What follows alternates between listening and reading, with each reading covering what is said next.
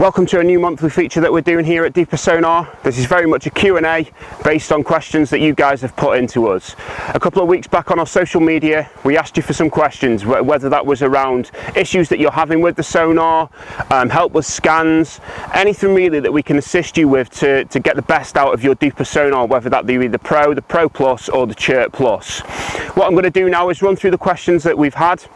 There's around about 10 to 12, and hopefully that'll give you something and give you some help on using your sonar moving forward.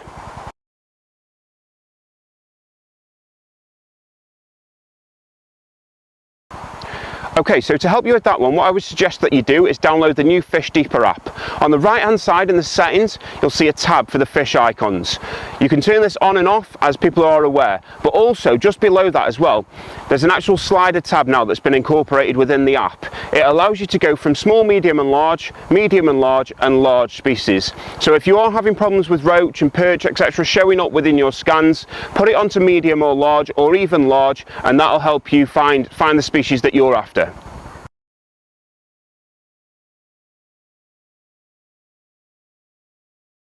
So sensitivity is all really down to how much you want that sonar to show you and how much you want to be able to read on the application itself. Personally, I use anything from 85 to 90%. I like to see everything that's on the bottom, picking out the gravel, the sand, etc., and also the weeds. You can pick out the holes within the weed a lot easier. I know some people within the team that use it onto 100%. So it is really down to personal preference. And what I would suggest is play around with it, anything really from 80% upwards. I wouldn't really go below that, and see what really suits you best, and see what allows you to get the best reading for what it is that you're after.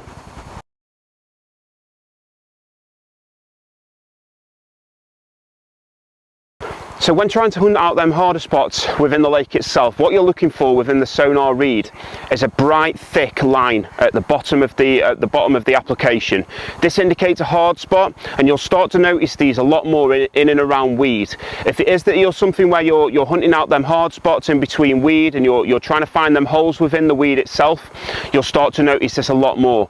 But if you keep an eye on the bottom of the sonar, you'll start to see the orange line itself will get thicker, and it will get brighter once there is a hard spot appearing back from the sonar.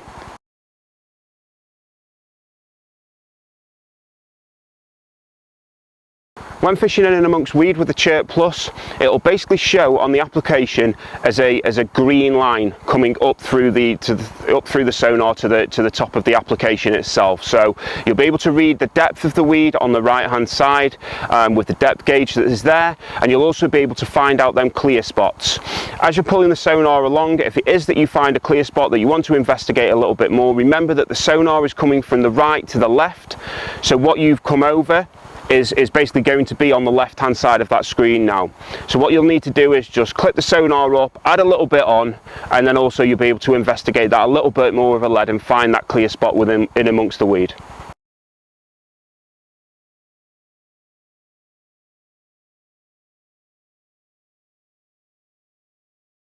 So the main differences between the Chirp and the Pro Plus is the technology. Chirp is a technology, and it's something that Deeper have been able to incorporate within the sonar itself. So what this will give you is a more clearer reading of the lake bed over the Pro Plus.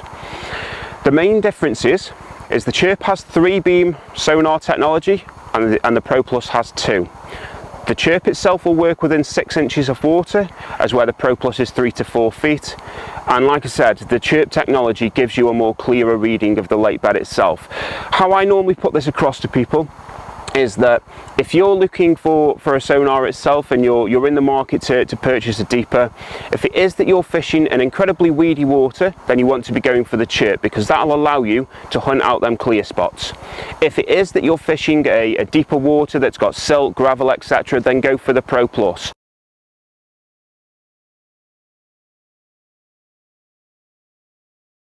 So the arcs that you're seeing on the sonar is basically fish. You've got the fish icons turned off, but the fish will always show within the sonar itself. The sonar will bounce back off something. So when you're seeing the arcs that are coming through the sonar itself and through the application reading back onto your phone, that is basically fish that you're picking up.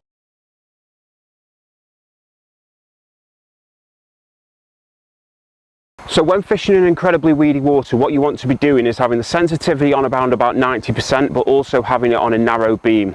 As you're skipping across the top of the weed, what the Chirp will allow you to do, because it works in 6 inches of water, is hunt out them clear spots. Once you see that drop off, you'll be able to clip the sonar up and investigate that a little bit more with a lead. But as I said, the Chirp itself will work within 6 inches of water, so keep skipping it across the weed itself, have it on around about 90% sensitivity, and you'll be able to hunt out them clear spots quite easily using a narrow beam.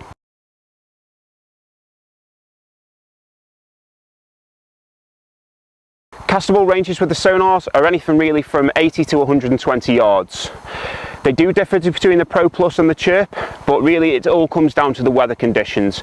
With the sonars working off Wi-Fi, if it is that it's incredibly cloudy or windy, etc., then that range will come down. It all comes down to the weather conditions themselves. If it is that it's crystal clear, then you're easily going to get 120, 130 yards plus.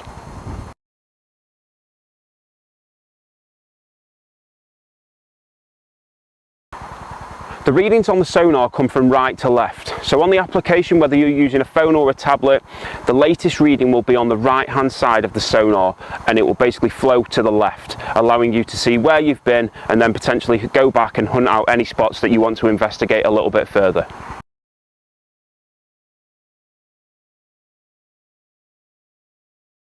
Being able to understand your sonar readings will give you a great advantage compared to the next angler. What I'm trying to get across here is, within the sonar itself, if you understand the features, you'll actually be able to make out what the bottom of the lake bed is, whether that be gravel, sand, clay, mud, etc. So what I'm going to do now is I'm just going to talk you through exactly what they are and how they look within the sonar itself. So anything that's really sand, clay, mud will be very much like a line, just little lines, probably a couple of mil long, going across the bottom of the sonar. Anything that's gravel or a harder spot itself will show as like a little gravel stone would if you were looking at it on the floor. There'll be loads and loads of little dots everywhere on the bottom of the sonar.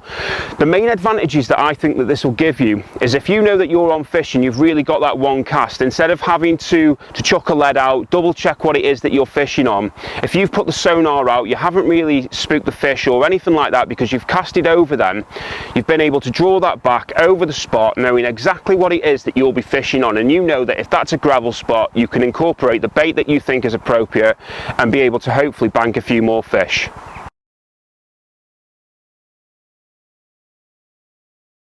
Okay guys, so this brings an end to this month's Q&A now. I hope you've been able to get some tips and tricks from it, and I've answered all the questions that you guys have sent in to us.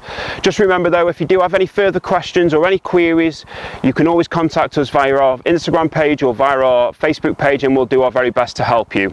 We will be doing this again next month, so please keep sending all your questions in, and hopefully I'll be able to answer them for you, and it'll give you a little bit more and a little bit more help to assist you with that sonar moving forward.